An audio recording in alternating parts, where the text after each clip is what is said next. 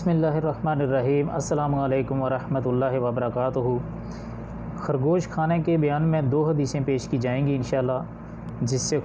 خرگوش کی حلت و حرمت بیان کی جائے گی۔ حدثنا موسیٰ بن اسماعیل حدثنا حماد عن ہشام بن زید عن انس بن مالک قال كنت غلاما حزورا فصدت ارنبا فشويتها فبعث معي ابوطلحہ بأجزها الى النبي صلی اللہ علیہ وسلم فأتيته بها فقبلها۔ یہ صحیح حدیث ہے جس میں انس بن مالک رضی اللہ عنہ کہتے ہیں کہ میں ایک قریب البلوغ لڑکا تھا، میں نے ایک خرگوش کا شکار کیا اور اسے بھونا، پھر ابوطلحہ رضی اللہ عنہ نے اس کا پچھلا دھڑ مجھ کو دے کر نبی اکرم صلی اللہ علیہ وسلم کی خدمت میں بھیجا۔ میں اسے لے کر آیا تو آپ نے اسے قبول کیا۔ حدثنا یحییٰ بن خلف حدثنا رو بن عبادہ حدثنا محمد بن خالد قال سمعت ابی خالد بن الحویرث یقول ان عبداللہ بن عمرو کان بالصفاح قال محمد ما کان بمکہ وان رجلا جاء بارنب قد صادها فقال یا عبداللہ بن عمر ما تقول قال فقد جی بها الى رسول اللہ صلی اللہ علیہ وسلم وانا جالس فلم یاکلها ولم ینهها عن اکلها وزعم انها تحید۔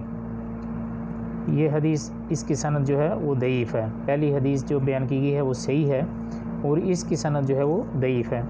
اس کے راوی خالد لعین الحدیث ہیں۔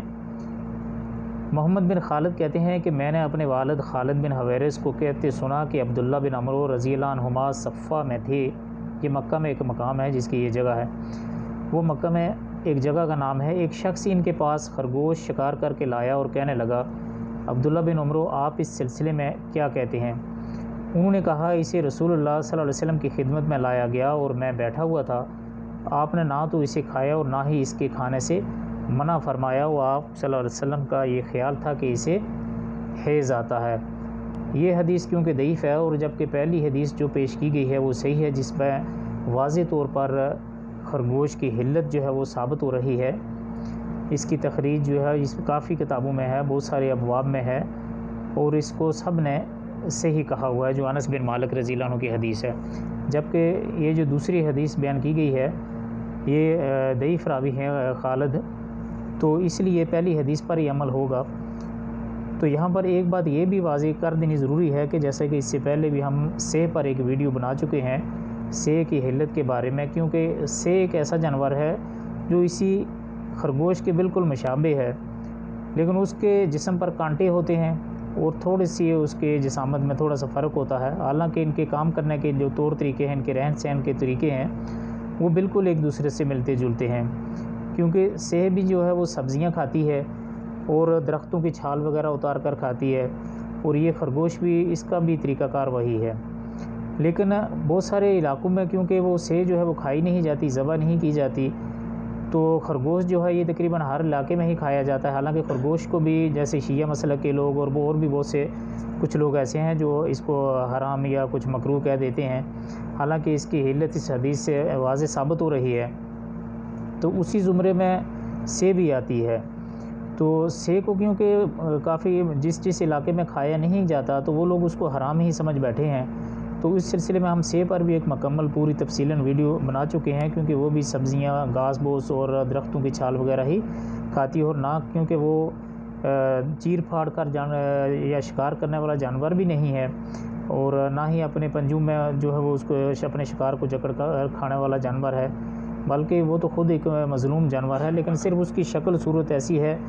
کہ جس کو دیکھ کر یا جن علاقوں میں کبھی کھائی نہیں گئی تو لوگ یہ سمجھ بیٹھے ہیں کہ شاید وہ حرام ہے۔ تو یہ جانوروں والی جو ویڈیوز بنانے کا مقصد ہمارا یہی ہے کہ جانوروں کی حلت و حرمت کے بارے میں آپ لوگوں کو پہچان ہو سکے، ورنہ ہمارا یہ کوئی مقصد نہیں ہے کہ آپ اس چیز کو جس کو ہم کہہ رہے ہیں اس کو کھانا ہی شروع کر دیں۔ اور جیسا کہ سہ والی ویڈیو میں ہم نے یہ بھی بتایا تھا کہ کس طرح ایک بھائی کی بیوی جو تھی، ہمارے ایک دوست تھے، تو اس کی بیوی کو ٹی بی ہو گیا۔ تو آپ لوگ جانتے ہیں کہ ٹی بی کی بیماری جو ہے اس کے لیے گوشت، مچھلی اور اچھی خوراکیں چاہیے۔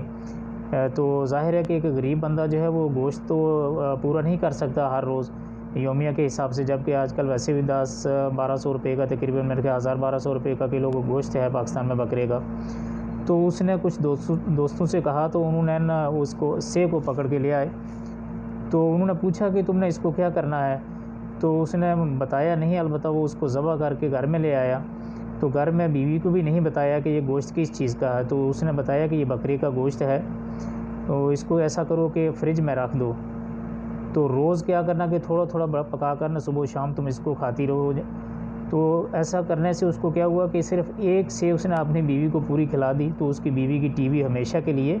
ختم ہو گئی، بالکل صحیح اور فٹ فار ہو گئی، اور پہلے سے بھی زیادہ صحت مند ہو گئی۔ تو اللہ تعالیٰ نے جو بھی چیزیں پیدا کی ہیں وہ فضول نہیں پیدا کی ہیں، البتہ کیونکہ حلال و حرام واضح ہے، جیسا کہ اللہ کے نبی صلی اللہ علیہ وسلم نے یہ بھی فرمایا ہے کہ وہ چیز جو تمہارے دل میں کھٹکے تو اس کو مت کھاؤ، کیونکہ وہ آپ کے جس کو دل نہیں مانتا، تو اس چیز پہ یہ کہ کوئی بھی حرام یا حلال کا فتویٰ نہیں دیا جا سکتا۔ البتہ یہ چیز ضرور ہے کہ اگر آپ کا بکرے کا بھی گوشت کھانے کو دل نہ کرے تو اس کو بھی آپ نہ کھائیں، لیکن آپ اس کو حرام تو نہیں کہہ سکتے۔ اسی طرح بہت سے لوگ ہمارے ہیں جو بکریوں کا دودھ نہیں پیتے، کہتے ہیں کہ اس میں سے شان آتی ہے، تو اس کا مطلب یہ تو نہیں کہ وہ بکری کا دودھ حرام ہے۔ تو خیر اللہ تعالی ہمیں سمجھنے کی توفیق عطا فرمائے، اور یہ جو ہے حلال و حرام کو جو سمجھنے کی بھی توفیق عطا فرمائے، کیونکہ جو چیز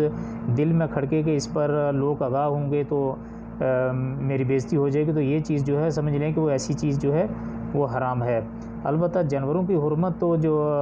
و حلت جو ہے اس کے بارے میں قرآن پاک میں کچھ جانوروں کے بارے میں تو واضح حکم موجود ہے، لیکن کچھ ایسی چیزیں ہیں جن کے بارے میں حدیث میں اللہ کے نبی صلی اللہ علیہ وسلم نے ذو ناب اور ذو مخلب کا جملہ جو ہے وہ استعمال کر کے واضح کر دیا ہے، کیونکہ پنجوں سے شکار کرنے والا پرندہ اور کچلیوں کے دانتوں سے، یعنی کتے کی طرح جن کے یا شیر بلے وغیرہ کے یا گیدڑ لگڑ بگوں کے جو دانت ہوتے ہیں وہ کچلی والے دانت ہوتے ہیں، تو یہ ایسے جانور جو ہیں وہ حرام ہیں۔ ویڈیو اچھی لگے تو لائک، شیئر اور کمنٹ ضرور کیجئے گا، اور اگر چینل سبسکرائب نہیں کیا تو چینل کو سبسکرائب کر لیجئے۔